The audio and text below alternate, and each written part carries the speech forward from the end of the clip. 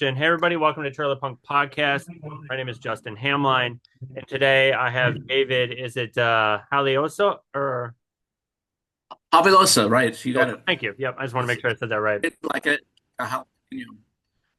Perfect. And then yeah, you're a musician, Sega audio pioneer, professor, the man who may have accidentally soundtracked your childhood. Thank you so much for your time, buddy. I appreciate it. My pleasure. It's been a long road. Yes, it has. Indeed, it has. Is there anything you want to promote before I start with all the questions or anything?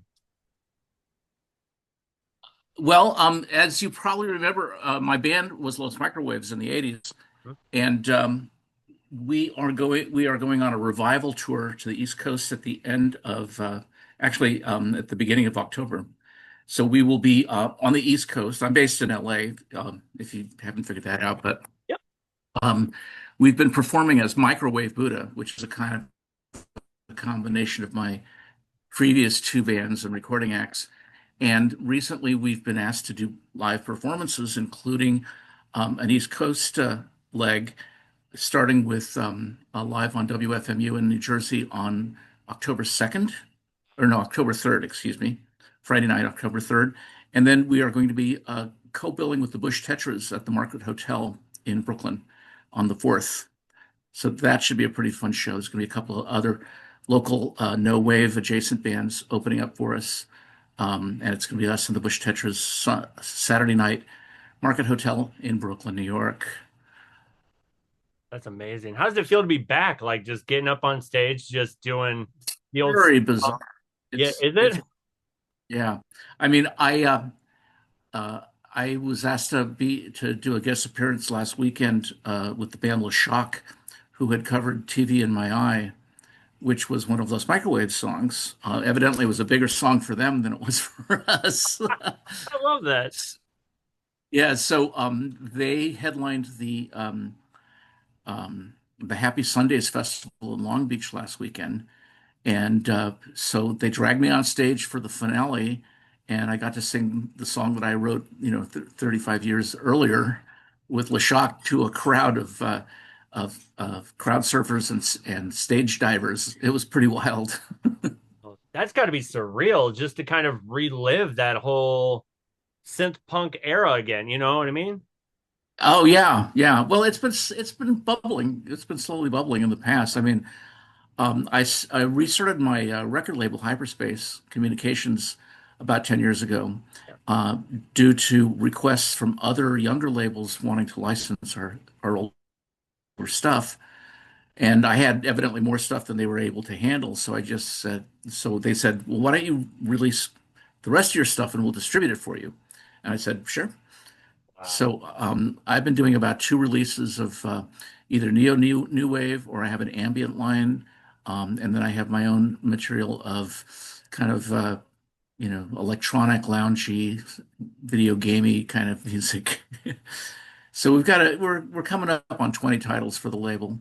So Hey, that's kind of like my main stay-at-home project, and then this tour on the East Coast is going to include the Brooklyn, New York show. Then we're at Penn State the next night, and then in Richmond, Virginia the night after that, and then up to the Catskills the night after that, and then we finish it up at the is it the Marigold Theater in East Hampton, Massachusetts. that's incredible. That's so cool to see just like you getting back up on stage and not just that, but I saw a few posts with Nervous Gender Reloaded and LaShock and all that. It's crazy to see the scene coming back again. And I think was it Dark Entries and Section 9 hit you up to get some of your stuff on labels, right? Yes, exactly. That's how Hyperspace got rebooted, is because of those two labels. And then Nervous Gender, Edward is someone that I've known about in the band, obviously, but it turned out we had a very close mutual friend that we were having brunch with every other Sunday. And I said, let's just get together because I know who Edward is, but I've never met him. And so we've been like having brunch for the past couple of years together up in Malibu, like a couple of old men. And then it turns out Edward's a new partner in Nervous Gender Reloaded is a guy that I was at Cal Arts with when I went back to grad school, Oh and wow. that's Matt Comion, Yep. and he is now playing part-time with Microwave Buddha. So when we perform, he takes a break from Nervous Gender and plays with us. That's so cool. It's such a Yeah, small. very, very tight little circle. Very tight little circle. That's fantastic. Why don't you give everybody a little bit of a background of you growing up in California and how you kind Oh, of wow. getting involved in music and going to school and then eventually doing Sega. Just give everybody just a nice big story of Okay, let me see if I can outline it down. I usually have this on a PowerPoint that I yeah. did for my students at the beginning of the semester. But so I was born and raised in Silicon Valley, grew up with the computer industry, which is kind of what put me, in a very good resonance with the game industry. I remember uh, Atari just getting launched, not the home 2600 Atari, but the coin-op stand-up, stand-up kiosk Atari. Because a friend of mine, when we graduated from high school, he got a job as a night watchman for their factory, and so we used to go over there and hang out in the lobby and just play these stand-up coin-ops for free, which was pretty mind-blowing.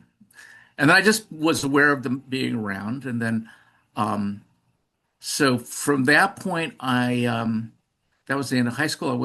I did my undergraduate at San Jose State.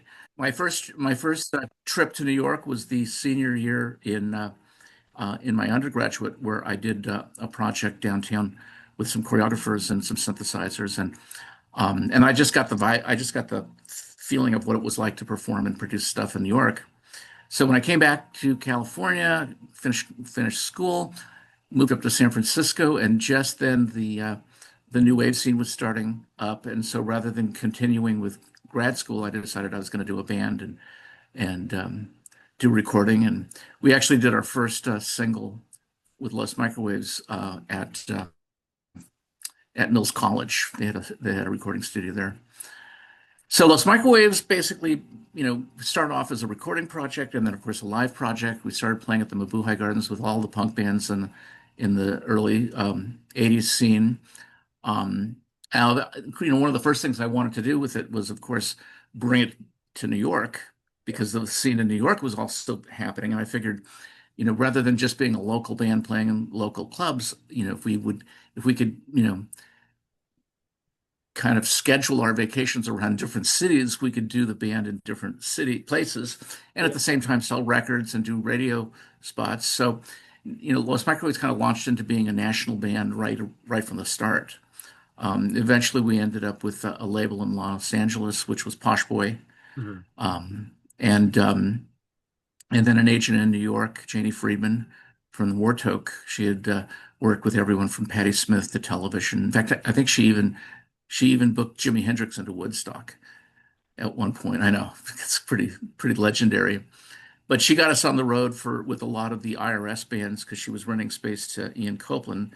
So we ended up touring with like Bow Wow Wow and Gang of Four and XTC 999, you know, all Great. the three-syllable initial bands, I Yeah. guess.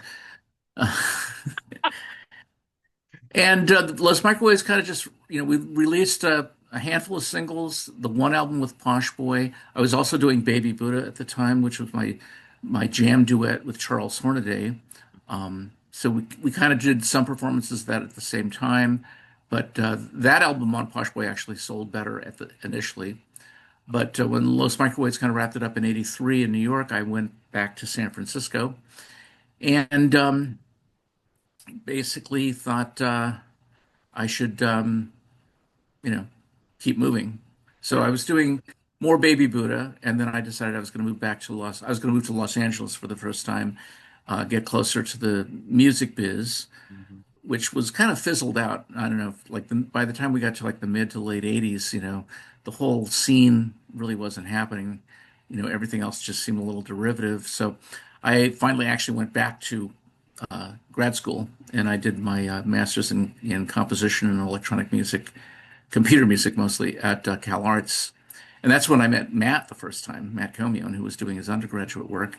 But just I started doing some freelance work to help some friends out in the Bay Area because they were getting initial contracts for doing MIDI and command line editing programming for game companies like Atari and EA and Nintendo and eventually Sega. And so I started doing some freelance work for them.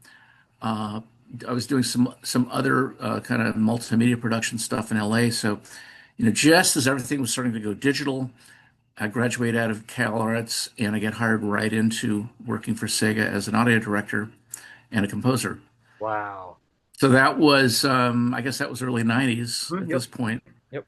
And so I did a tenure there. I did a couple of years freelance first, and then I did a couple of years on staff, and then a couple of years freelance after that, and then moved back to LA at that point because Sega was in the Bay Area. So I've gone back and forth between LA and the Bay Area quite a few times. Um, but back to LA finally to go freelance, doing more game work. And then I started doing, a lot of writing for, production magazines and game development magazines um, and consulting. I ended up consulting on a full-time basis for Yamaha because they had done all the chips for Sega. Mhm. Um, and about the end of the last century, um, actually it was summer 2001, I got a call to consider teaching. Wow.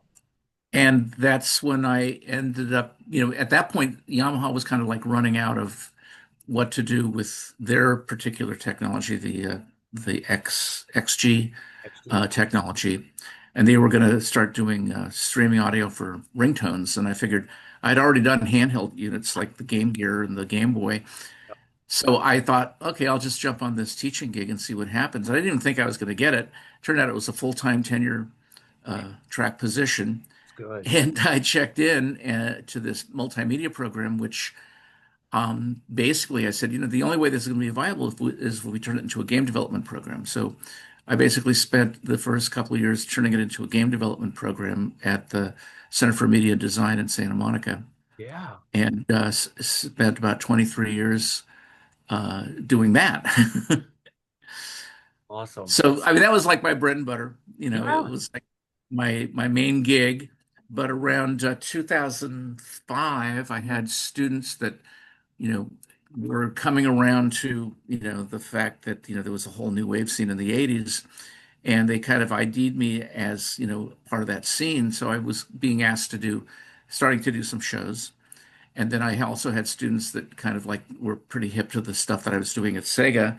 So there was kind of like that showing up on the internet. Yep. And all of a sudden things started showing up on the internet, Oh including yeah. the work that got Dark Entries involved because they wanted to license a couple tracks for a compilation here and a compilation there, and then they said, "Well, what about the whole album?" So we did one deal with Posh Boy on that, and I had the ownership of the second Baby Buddha album, so we did that with Dark Entries. And then Hyperspace basically kicked into gear around 20, I guess it was like 2012, 2014, Yep. somewhere around there. In which case we did one reunion with Los Microwaves in '05 before the drummer passed away. That was Todd. And then we did another reunion in 2014 after the Dark Entries release. Um, and ironically, Charles from Baby Buddha ended up playing drums in the absence of Todd. So Yeah. we were doing a version of Los Microwaves with five people where it used to be only three. And then in 2022, I guess it was, Meg passed away from a very rare respiratory disease. And then as soon as I came back from the memorial, I found out that Pilar, who was our fourth member in New York, also passed away. So out of the original band and ancillary fourth member, I'm the only surviving member of Los Microwaves. But there was another ancillary member, Caroline, who played percussion on the album, and now she's playing bass. So we still have two original members in Microwave Buddha, and the agent is basically booking us as a Los Microwaves Revival Tour. So we have two original members plus Matt Comion from Nervous Gender on bass, I mean on synthesizer, and then Greg Langston, the drummer from No Alternative, also from everything from Tuxedo Moon to the Mutants to all the other bands that needed a drummer at the time. Um, and so, we've got quite a quartet as the bass unit, and then we brought in guest singers. Such my wife used to sing in Vegas, so she's sung with us, and she'll be doing a show with us on the tour. We've been working with Cami Alvarez from a Miami band called Period Bomb, and she's quite a great impersonation of Meg for that, but she's unfortunately not going to be on the tour with us in New York. But I look forward to doing more work with her. So that's where I am on the live side. On the recording side, we're putting out our second of the Metro Subterranean series, which is usually four a four band compilation, 4 tracks each. So the first one was we had Nervous Gender, we had Bastidas from LA, we had Pink Stiletto from San Francisco, and Ultraviolet from Seattle. Yep. And then this new one, we have Don Steve, also from Miami, ICBM from East LA, Clippy from Alabama, Hmm. and then Period Bomb also, of which Period Bomb has actually moved to LA, Yeah. and so is Don C, but they're actually on tour in Florida right now. So a lot of we're kind of like addressing the Southeast Yeah. scene with this particular competition. And then we're up to the fifth ambient release. So Wow. it's called Next World Sound, volumes 1 through 5, and it has everybody from Thomas Miley to Alex Rudis,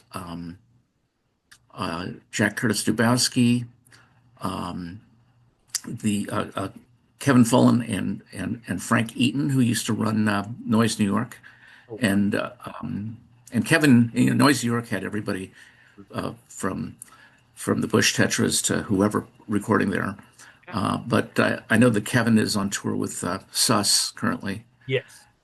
the ambient band, Hmm.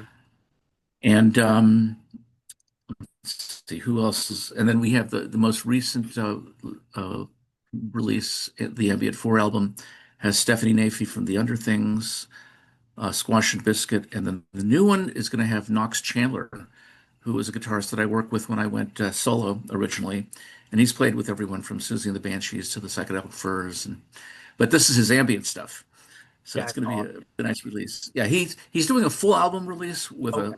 with a graphics book, Hmm. but it's all digital. But I'm doing a side of his pieces on vinyl with the ambient collection. That's wonderful. And that's my load right there. That's amazing. No, that's And then spectacular. I last mean, week, on stage with LeShock. yeah, that's amazing. Like it's such a great, and it's so funny you brought up ICBM because I think Ian is gonna. I've been talking with Ian for a while, who's in that group. He's gonna be on my And podcast. he's also drumming with Nervous Oh, really? Oh, wow. too. That's amazing. Yeah, I'm looking forward to having. Yeah, Yep. I know. So So let's. he gets around.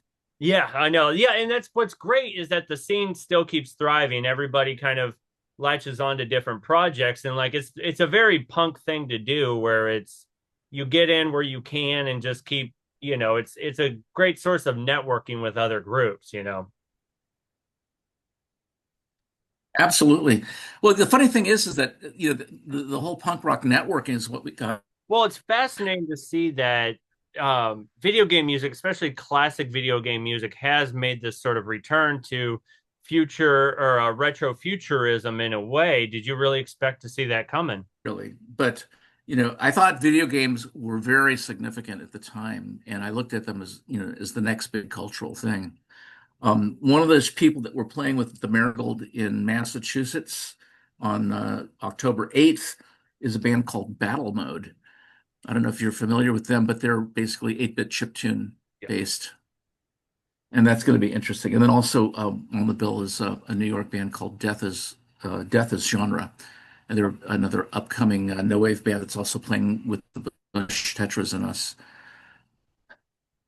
What what kept you wanting to what was your going in musically? Did you see the synthesizers and everything being way more punk rock than it was being on guitar or even on bass? It's interesting. I mean, for me, I've always been a keyboard player. Hmm. So, to do anything, in the rock type of genre, and especially punk, was pretty much it. My main instrument, my original new wave band, to video games, to teaching, Hmm. to uh, releasing records, because, all the records I work with, we have some form of electronics besides just the recording technology. So, it's about, getting those electronic vibrations, you know, pressed out onto analog media. And Hyperspace, by the way, is at least currently a vinyl only label. So we're only doing vinyl releases.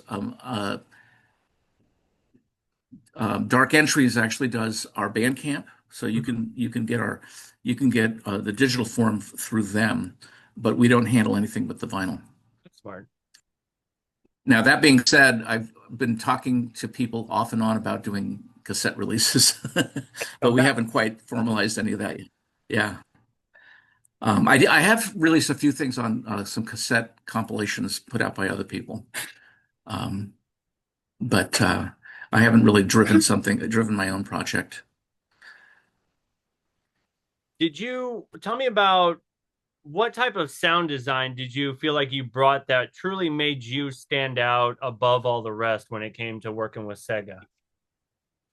With Sega, um, it's kind of hard to be specific. I mean, I feel like I had, a very broad uh, background in audio synthesis between my undergraduate work with Alan Strange and my graduate work under Mort Subotnick at CalArts. Smart guy. Um, but I think my experience, touring with Los Microwaves and especially in the studio with Los Microwaves and other bands that I had produced gave me as much uh, a background as far as producing sound. Working in a recording studio is, a very specific mindset, whether you're working with tape or chips or now digital and computers. Um, it's a mindset, it's a methodology, it's a process, and you kind of set your sights on a concept and you kind of work from wherever you start with to getting there. So I love the process. I love the process of starting with an idea, turning it into music, whether it's being played live or strictly constructed, you know, virtually, and then uh, and then bringing it all back down to vinyl production, and then getting it released with the artwork and everything. It's just, I guess from a kid, I was always fascinated with albums. You know, just how do they happen? And to me, they were my big inspiration and my obsession. So now it's like my dream being fulfilled is now I make vinyl records. Who were some of your biggest inspirations? But as Sorry, did you hear me? Sorry about well that. for sound design, yeah, yeah. For sound design, it's just like the whole literature of avant-garde electronic music. Everything from Stockhausen to Kraftwerk. I think that influenced me in my work at Sega because, first of all, they're weird little chips, and by default they make weird little noises. And I mean, the biggest job was to make it sound like real music. So I was able to like bounce back and forth between doing something really experimental and something that was commercial enough that would actually work with the game titles. So there was always that edge. That was one of the things that I liked. Of course, once we got into CD and streaming, then the TV commercials. Oh, So right. if you could score a car commercial or a beer commercial, you could score a video game, and all of a sudden it wasn't that punk rock anymore. You know? So it was time to move on to something else. You had the ability of knowing that electronic music was a little different with certain territories. I know West Coast was a little bit more Buchla, while East Coast was more Moog. Did you tell a difference, or does it seem pretty much about the same? It seemed like it's way after the fact because when synthesizers first came on the scene, most of the recordings were, very experimental academic things.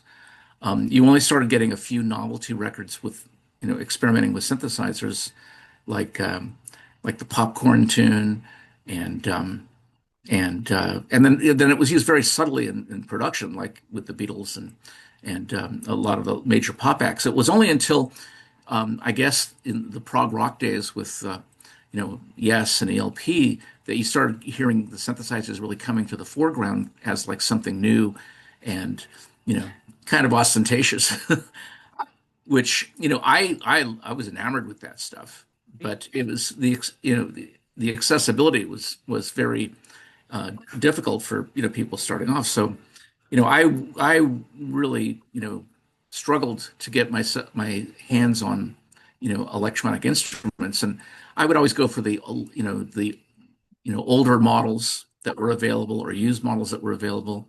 I know that there were some bands like the Units; they were actually able to get one of the first Moog synthesizers, and in the studio, you could actually do a lot more with a simple synthesizer than you could really live on stage.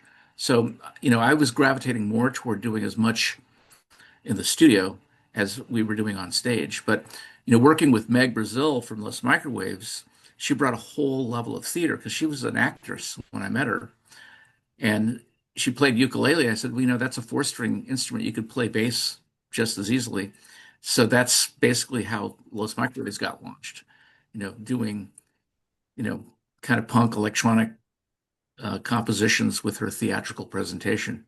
Right. What was kind of the writing process in the beginning with Lost Microwaves, where you kind of came coming at things kind of like more tongue in cheek, more humor based, or was there anything really serious at the time that you're going? Let's try Oh, and it was all tongue in cheek. I mean, it was all punk rock. right, Meg would actually write most of the lyrics. I would write most of the music.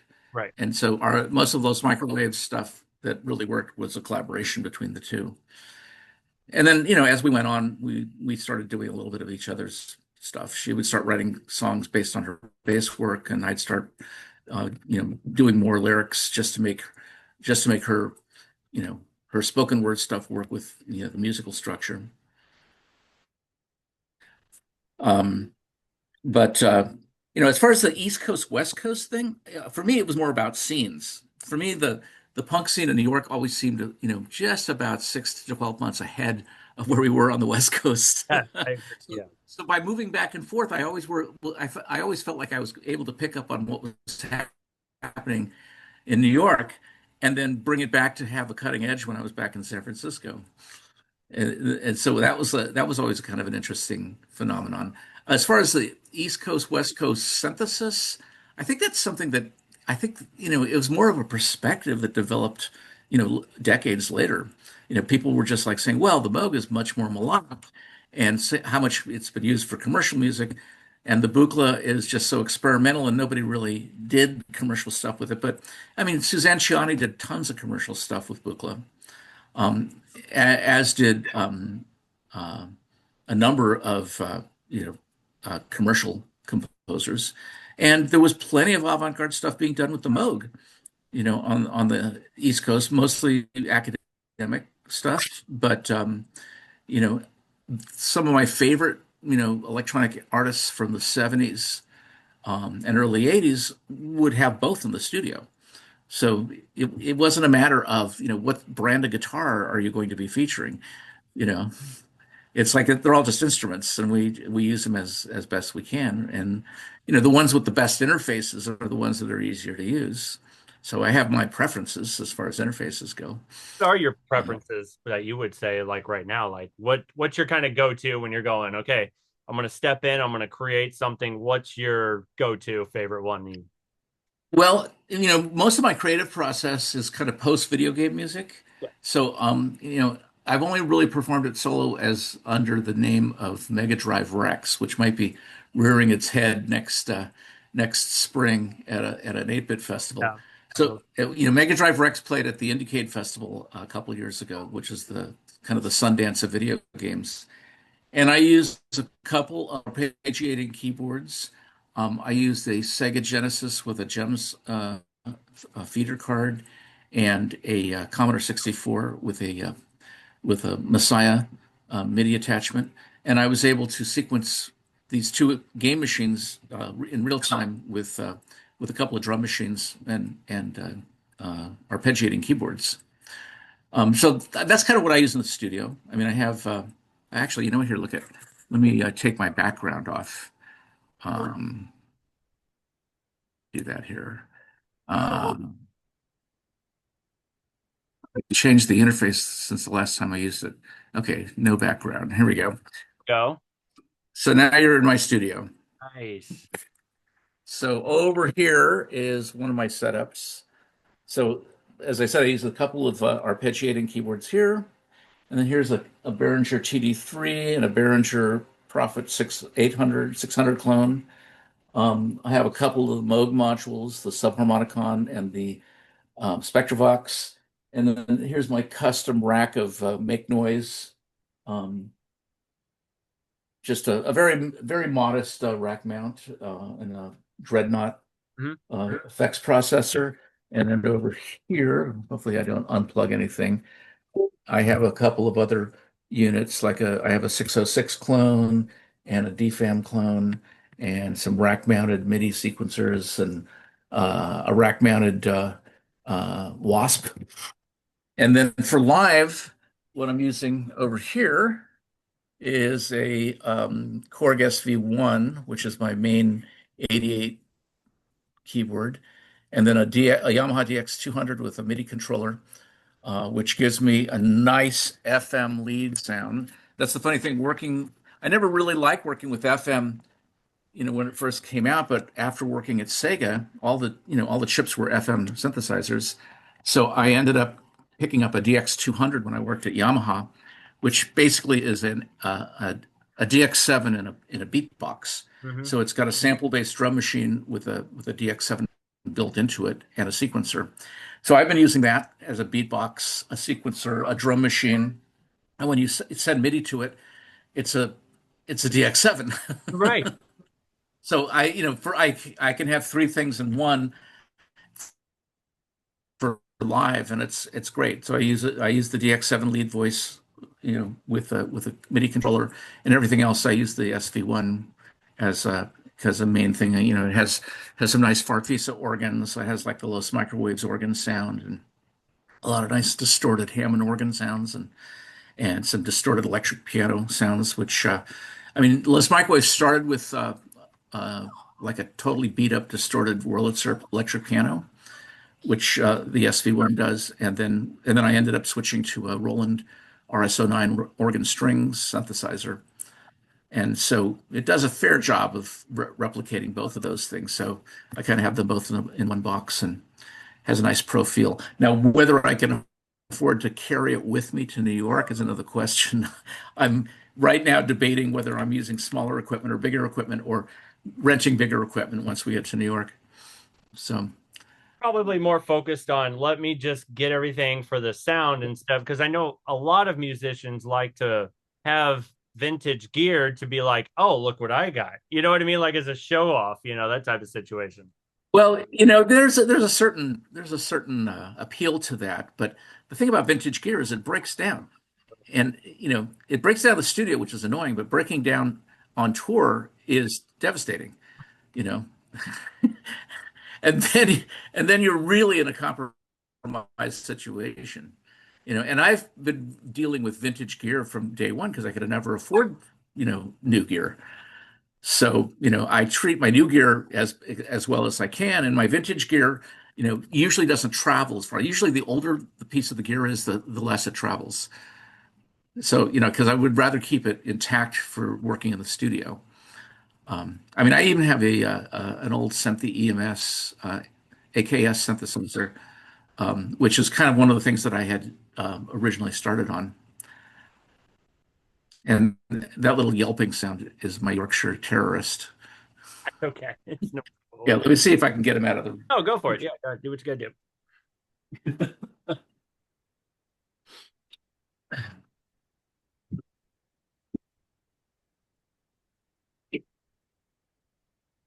Yeah, I'm ashamed to say that I keep this in the corner just because it's so fragile. But let me pop it open for you so you can see this unit here. Whoa. So that's an original 1970 EMS um, with patch bay pins, and there's about a almost like a dozen of these being cloned by other manufacturers these days. So it's not that it's a rare um, interface to be working with, but it's certainly rare to have one of the original ones. On the original. Um, Yeah. yeah, Alan Strange basically had a number of them when I studied with him, Yeah. and then when I first went to New York, I performed and uh, hung out with a composer, Axel Gross, who owned one of these. In fact, this is actually Axel's since he passed away back in the 90s. But he was on the fourth Brian Eno ambient album uh, with his AKS and guitar being processed. And then he also used to tour with Glenn Branca Yeah. uh, doing audio processing. Who would be your But dream collaborator with? Like, who would you look up to and go, you know what? If I could collaborate with that one person, who would it be? that are still alive. Yeah. That's a good question. Um, well, let me think about that for a second. I mean, the people that I think about, that I gravitate to were people that I've known as heroes, like Brian Eno, obviously, and Ralph Hutter. But I've also heard stories about how difficult these people are to work with. So, my experience is like said, my dream collaborators are usually people that I could really get along with. I mean, I talk to people um, Edward Stapleton from Nervous Gender about doing things together. I've done some collaborative, well, and then Charles Hornaday I collaborated with for years before he just retired from everything. So he just kind of like lives down in Redondo Beach and doesn't do anything. I love collaborating with Greg Langston, Hmm. who's like the big punk rock drummer, and we have a very good time playing Microwave Buddha together because he's followed my music from very early on. So for him, it's like I get a chance to kind of get involved with that sound. Um, some of the other people that I've worked with, I've had a lot of guest people on my recordings, people like Bonnie Hayes, and then of course Knox Chandler. Knox was in my solo band after leaving Los Microwaves, but before leaving New York. So we may do some stuff together. I know he's actually working with Cynthia Slay from the Bush Tetras right now, so he'll be at that show in Brooklyn. So I'm looking forward to seeing him, and then we'll be releasing his ambient stuff on the next ambient release. Who else am I thinking about as far as collaborating with? Um, hmm, hmm. Yeah, it's kind of hard to say. I guess people that I've known and recorded with in the past. I know. Oh, I've done some stuff with Chip Kinman of the Dills and Rank and File. He put out a double synthesizer album a couple years back, and I contacted him because we were both doing similar things at the same time. So I started jamming with him, and we did a couple live appearances on synthesizers. And then I had him play guitar on one of my albums called Microwave Buddha and Other Delights. It's kind of like a compilation compendium of collaborations, basically. So Yeah. every track is with a different artist. So Chip is on that. And then I do a couple tracks on his record, which is just about to break. I know they just got the test pressing on in the Red Records. So I sing on one song and I play synthesizer on another song. And he's got so many people on that album. He's got everyone from Alice Bagg to Mike Watt and Steve Lindsay and Cliff Roman from the Weirdos. So it's, it's a chock full of who's who in the punk scene on that album. Um, um, so yeah, people like Chip, it's like, I've known and I never thought about collaborating with him until we did. And then, we came out with all sorts of good stuff. Um, as far as who would I like to appear with on other people's albums, um, I don't know. I think it's mostly, younger artists that we haven't heard of yet. I mean, I would love to do something with Donzi, which is the Miami band. I don't know if you've heard their music. Dennis is the bass player and writes all the music, and his wife Jenna, or Gemma rather, is like an amazing vocalist, very along the lines of Susie and the Banshees, and just a great stage presence because she's a trained dancer. And then working with Cami from Period Bomb is pretty far out. She's got a lot of energy. She's going to be on the compilation. She's got her own band. She does a vocal stint with Microwave Buddha for when we do the Los Microwave set, and uh, and then working with Clippy. So I guess everyone that's been on these compilations has been kind of a collaboration with. I haven't really been in the studio with them as much, but working with them for concept and release and curating the tracks and the graphics and then just helping everybody's career with the releases and merchandising and putting it that way. Um, who else is out there that I've been wanting to work with? On the other side of the collaboration with Knox Chandler is a artist, performer, composer, Anna Holmer, and she's done a lot of work in the avant-garde theater scene.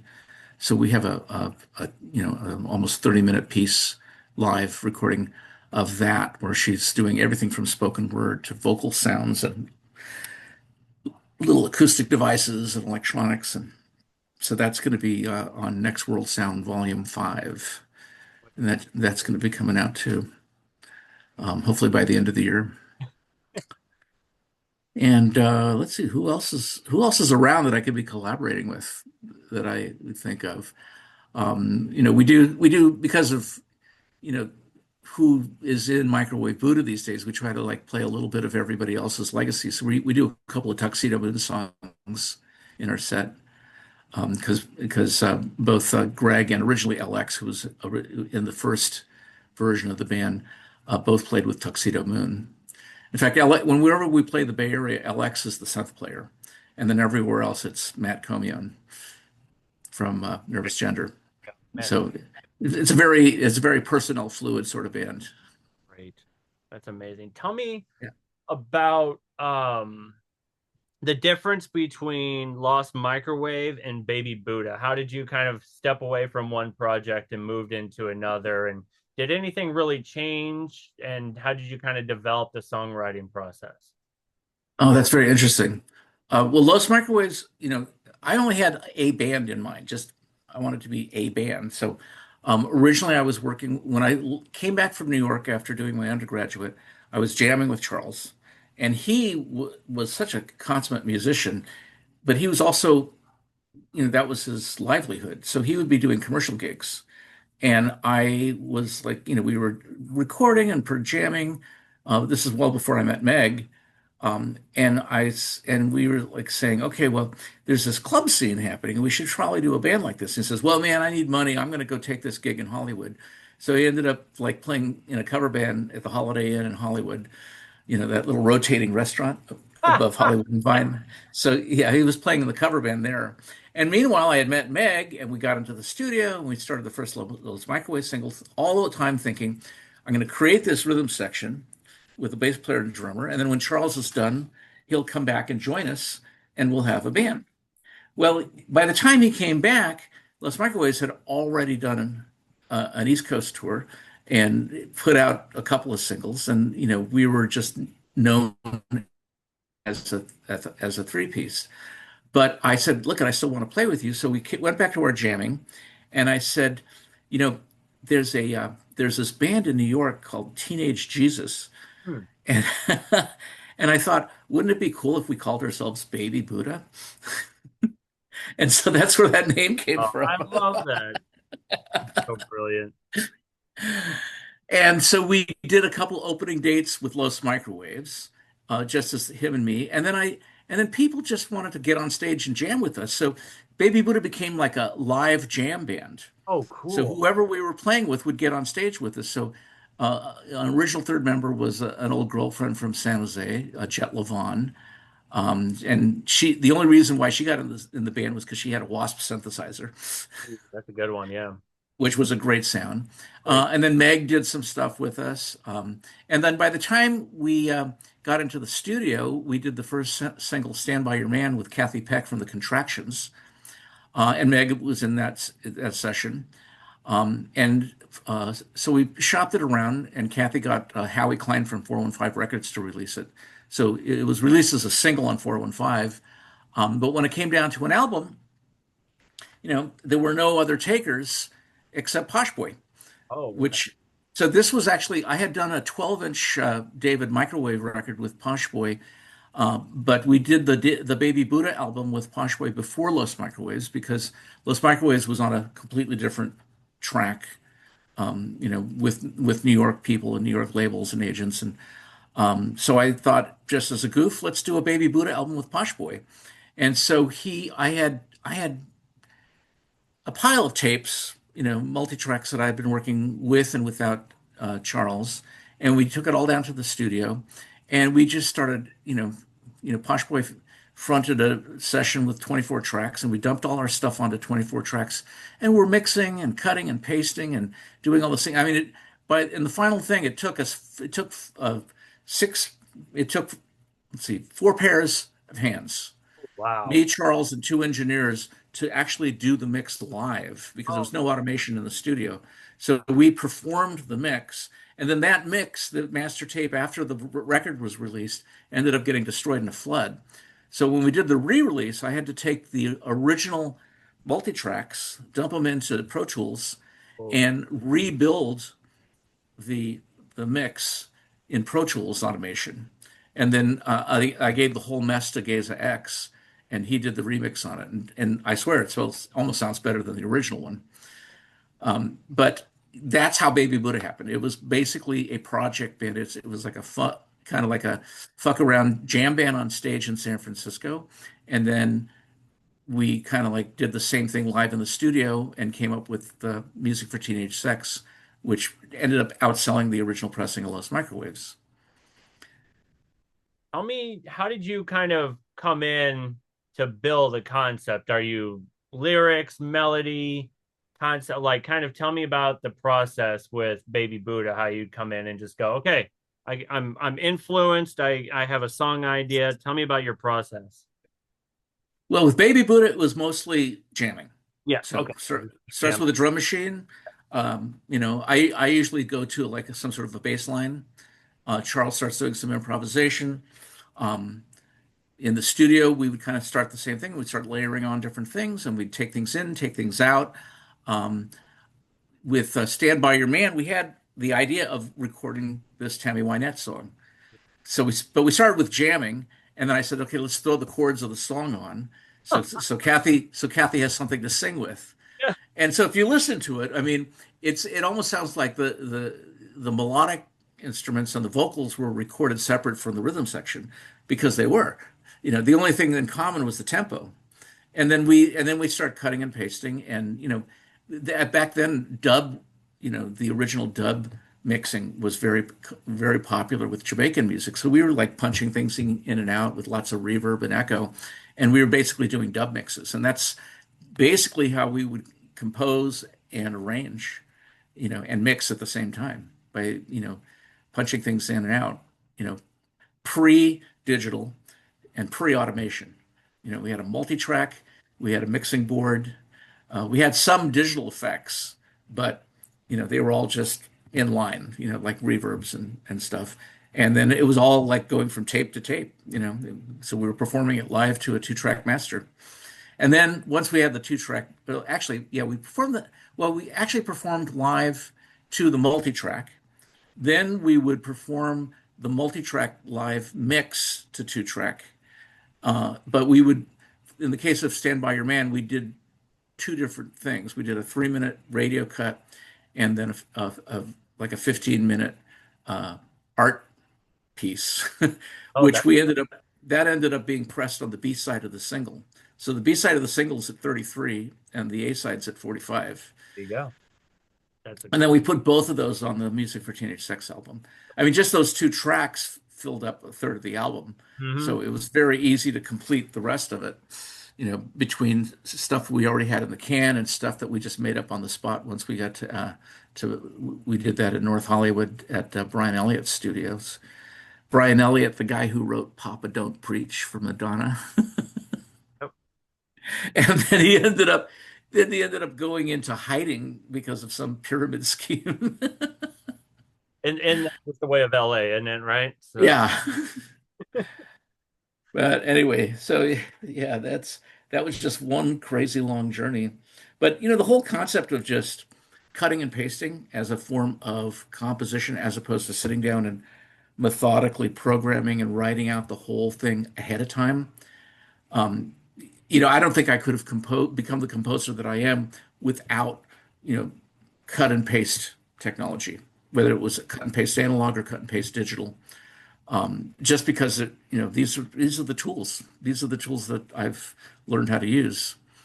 I'll use a random generator and a sample hold generator the way Mozart would use dice wow. Yeah. for composition, or the way John Cage would use the I Ching.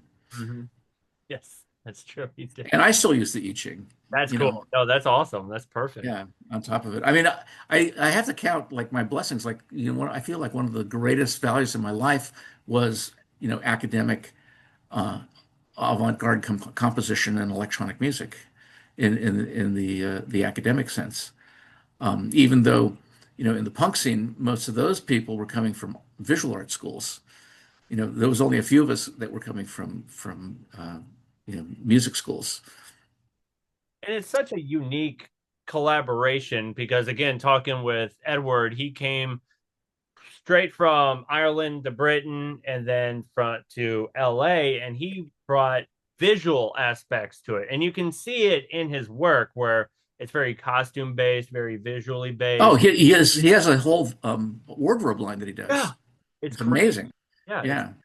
Yeah, so Edward's got a great story. He's yeah, got a really great story. Yeah, and even though we don't seem like we're coming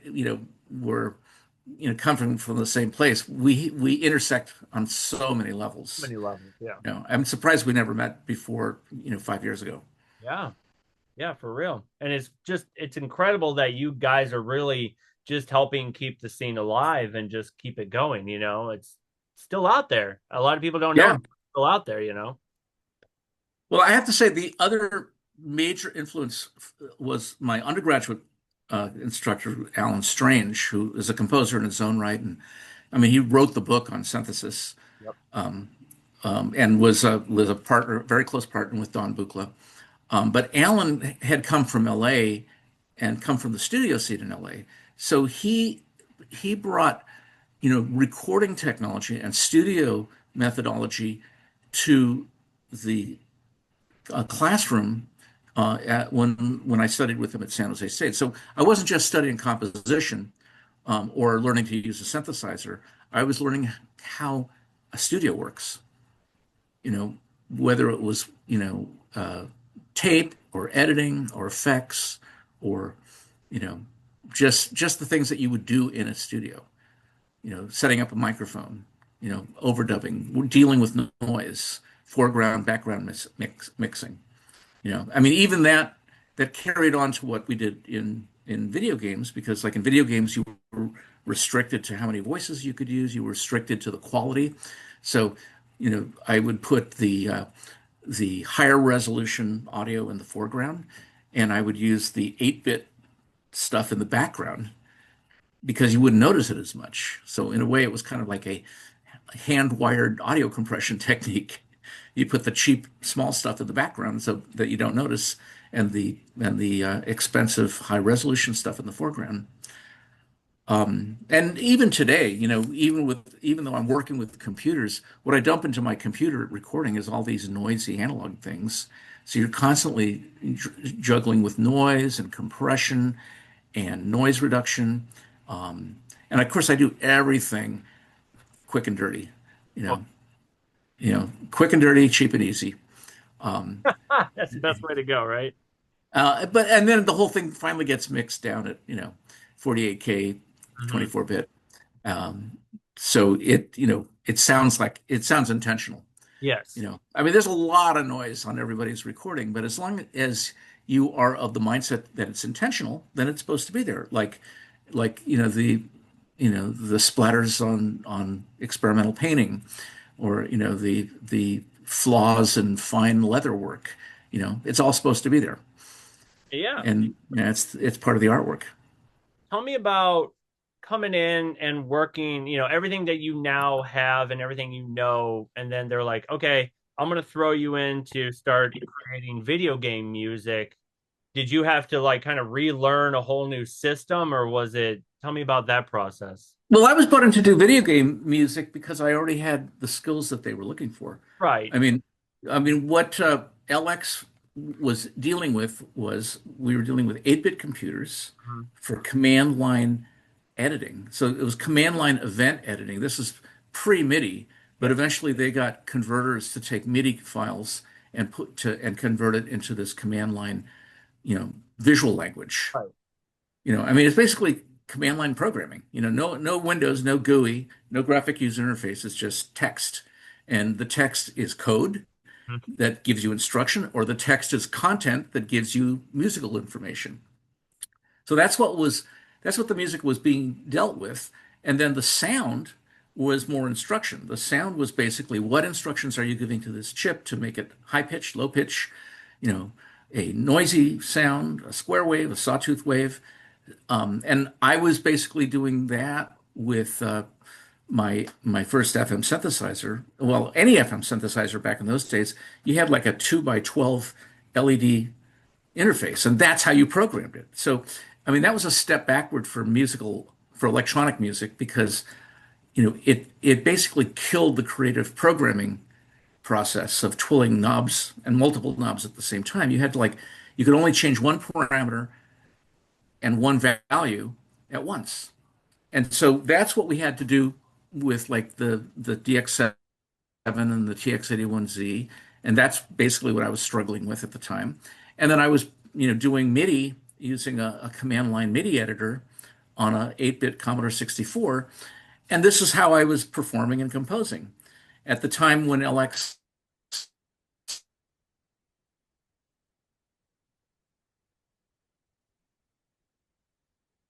and I were hanging out in different cities, FM programming on the tiny interface and command line programming MIDI on a Commodore, you could be doing this work in the game industry. So it was those two skills, Yeah. programming MIDI and programming FM synthesis, that got me into the game biz. And the fact that I could write tunes was just a bonus. There you go. And what was sorry, I hope I'm not cutting you off because the No, audio. no, not at all. Tell me about working with the developers. Was there a moment where you guys are working together going, oh, with this thing, I want this, or where they kind of give you free range? Well, it's interesting because when I first started, I was freelancing for internal development at Sega. So they were my first developer. Okay. But when I got hired full time, I was on the inside. So we were a studio Okay. internally. So the developers were basically a team of people that were on staff. So I'd be interfacing mostly with the producers. So my first producer at Sega was Ed Annunziata, who created Echo the Dolphin, Mhm. Oh, yeah. Yep. and Tiny Tanks and Small Ball, and he did a number of really great projects. He was the original producer on Jurassic Park, but that turned into a whole mess, and he walked away from it. But it was interesting because, you know, as long as I understood the technology, he was fine. But as far as what he was describing to be as music, he had this really interesting system. He didn't know music except for what he liked to listen to. Oh, wow. And what he liked to listen to was Pink Floyd. No So he knew way. he knew every single album by Pink Floyd and every single track, as did I. Yeah. So he would say, "You know that one album and that one track that goes like this?" And I said, "Yeah." He says, "I want it to sound like that." So our common musical language was the catalog of Pink Floyd. Sure. And every producer I've worked with has been completely different. Like I worked with Max Taylor, who was the producer on Dr. Robotnik's Mean Bean Machine. And he said, I want something mechanical like that German band. I says, you mean Kraftwerk? So I started doing music that sounded like Kraftwerk using the FM synthesizer to the point where one of my tracks got kicked back from Japan because their attorney said, "Hey, this sounds too much like this other band." "Oh, you mean Kraftwerk?" I says, "Well, that's what the producer wanted." So I had to rewrite the stuff for sounding too much like Kraftwerk. Like crap. And then for the sound effects, the Genesis actually had a very, very low level sampling system. It was like a 4-bit sampling bus on the FM chip. And so Max would say, I want the Dr. Robotnik to sound like this. And he would go into like these imitations. Whoa, whoa, whoa, whoa. And I said, you know what? Let me just record you. And I actually just recorded him giving me what he wanted and and then sampling it back down so it worked from the thing. So, those type of collaborations are gold. When I can take stuff directly from the idea of the producer to put it into their game and make them feel good about collaborating and being in the studio with me. It's like I think what it was. I did a game called Myro's Astrolanes for Nintendo, the N64, and the developer was oh, what was it? Player One, I think, was the developer. So Player One was it Player One? I guess so. Anyway, I brought in the whole staff. I had the lead developer, I had the lead um, programmer, I had the the accounting secretary, I had the producer, all in the voiceover studio, and they were all recording lines from the script that the producer had written that would be then sampled into the game. And if you listen to the comments of the different characters when you play Milo's Astrolanes, you hear all these characters with their little bit of sound bites, and they're all basically staff from the development team. So cool. Now, those were the old days. Mm. Now it's like you have an audio director. The audio director hires a composer, and they hire a sound effects guy, like in the case of VA, you have a sound effects department and a stable of composers, and then a studio designed just for voiceover. And I actually work for years with a very good friend of mine who does nothing but voiceover for games, and he does productions, worldwide, L.A., New York, London, all over the continent of Europe, because he cashed in on localization. So he'll take one game and he'll have recording sessions for every single language market, and that's his only business. Voice production just for games. So we don't, and that includes the casting process, and and releases and everything. So, we don't just record whoever we can get into the studio anymore. We actually have to hire real voice artists and hire real recording studios. And of course, the budgets for video games are like the movies were, 50 years ago. So, in fact, the budgets for video games are just right on par with video games. Definitely outshadowing the grosses on it. I mean, a movie. I think the movie industry was something like 9 billion, and the game industry is something like 15 or 16 billion. I mean, PlayStation related sales is like 75% of Sony, and that's everything Sony. Consumer electronics, movies, studios, the whole thing. Their biggest cash cow is the PlayStation. Yeah. So once again, I get on the ground floor of something, radical and experimental, and I walk away, and it's like a mainstream, cultural phenomenon. Well, even with Sega, having Sega Channel was way ahead of its time. Oh yeah, pre-internet. I mean, the Sega Channel streamed on your cable system, It was wild. I remember that. So, and it was. I guess you could say it was my first network media, you know, composition gig. But the fact that um, what is it Channel 9, the that little bootleg label that released Sega Channel on vinyl? I mean, I had been thinking about all the stuff that I had done, thinking, oh, well, I signed all these releases and Sega owns everything. But, now that people are bootlegging things because, everything's gone under the bridge. The developers don't exist. They don't care about the material that's out there. It doesn't, cost them more to worry about it than to just let it go. So I contacted him and says, listen, I'm not going to blow the whistle on you either. Just send me some copies Exactly. Let me just do. because Yeah, it's my music. You know, I mean, I don't get residuals off it. I got a salary and benefits at the time. I got good health care and got my kid to school. So it was great. that's what's most important. But now that I'm retired, I have Social Security for my game days and pension for my teaching days. I can afford to, do my own record label and to do these live gigs because they're certainly not moneymakers in the traditional sense anymore. That's for sure. We'll Yeah. be lucky to break even with this New York tour. Oh, I know. Tell me about being a teacher. I mean, have students ever told, come to you and go, you know what? You've influenced me so much. I took everything and went off and started developing this, that, and the other. Tell me how completely gratifying it's got to be a teacher. It has been very gratifying. I've had students that I run into at the Game Developer Conference. They're now producers, saying, I got my start in your class. I have people that have just wanted to do what I do, doing audio development and working in development. Um, and then people who were also in bands Yes. that, realize that, that's how I got my start doing that.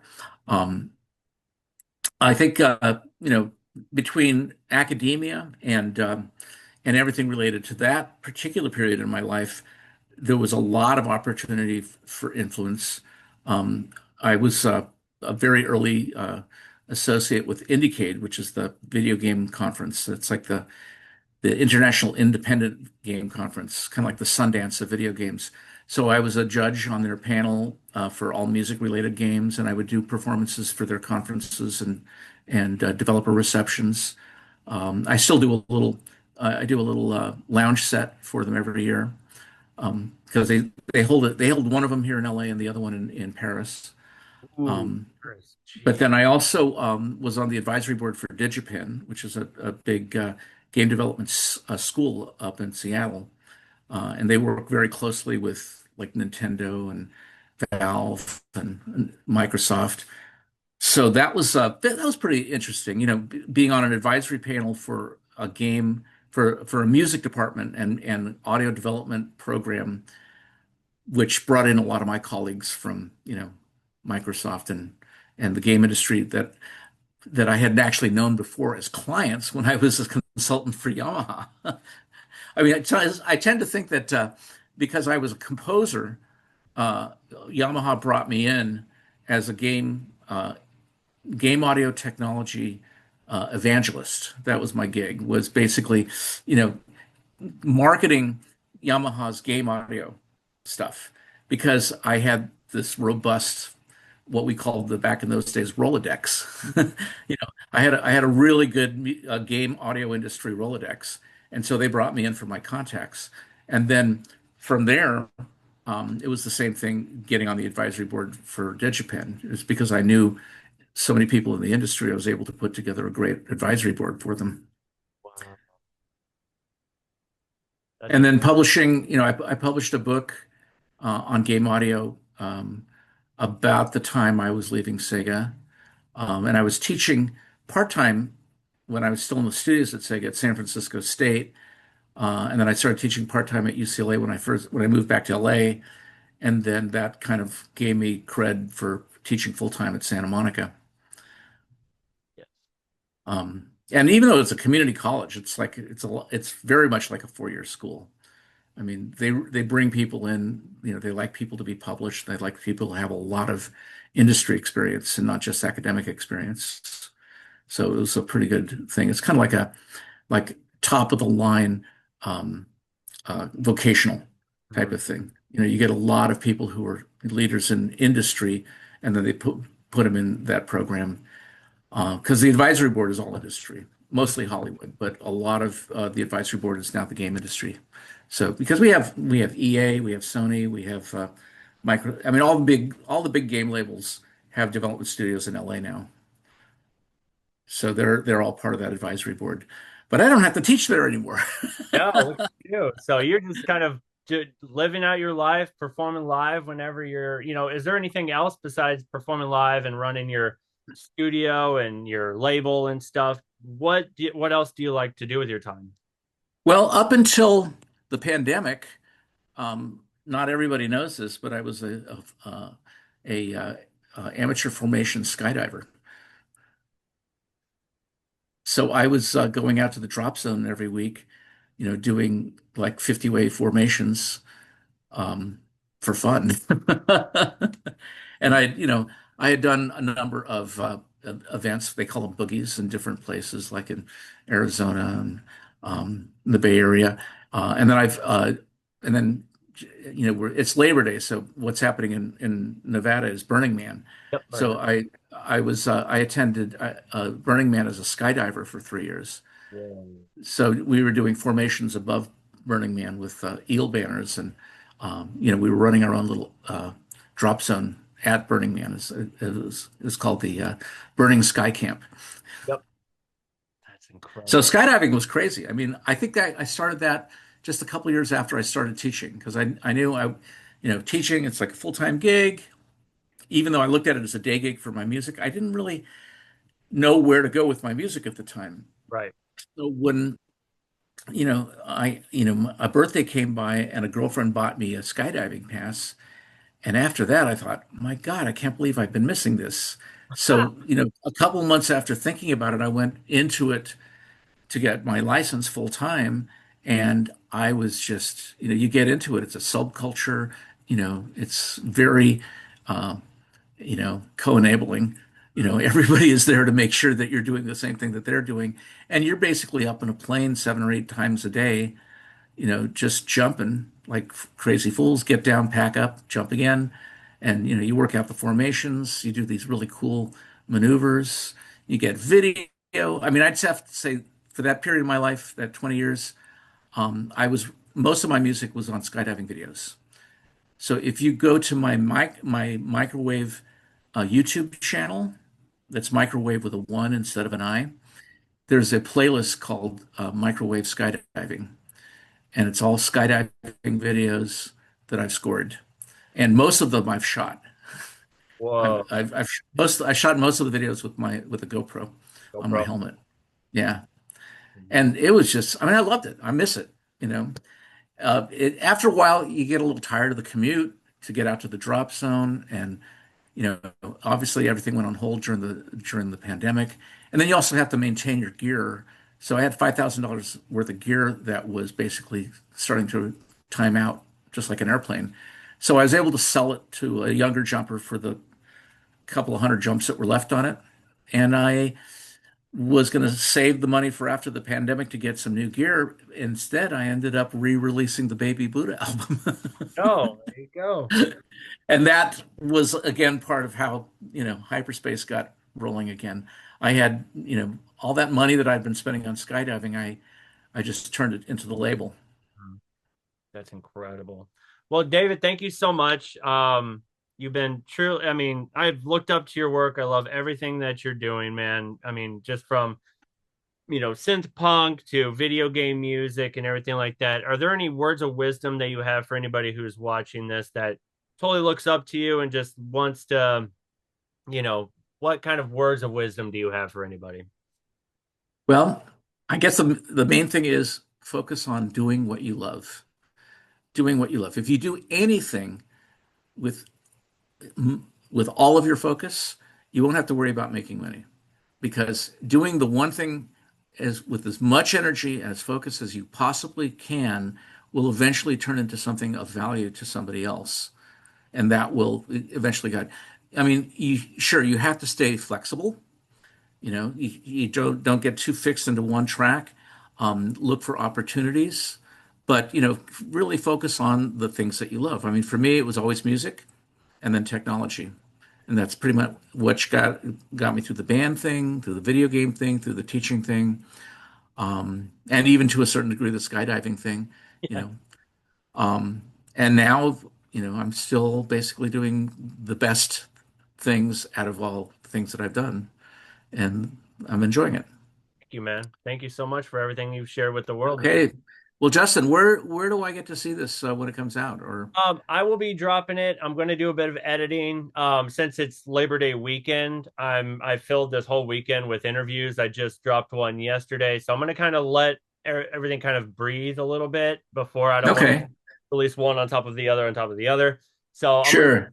Wednesday. I'll drop it Wednesday if that's okay with you, and then I'll No, send. no, just shoot me a link, and also for other people like that I know, like Edward, for instance, Mhm. I'd love to see his as well. Oh yeah, I'll send you Edwards once I get off here. Yeah, for sure. Okay, cool. Well, excellent. It's been very enjoyable. Thank you, David. Appreciate your time, bud. Okay, take care. Thank you.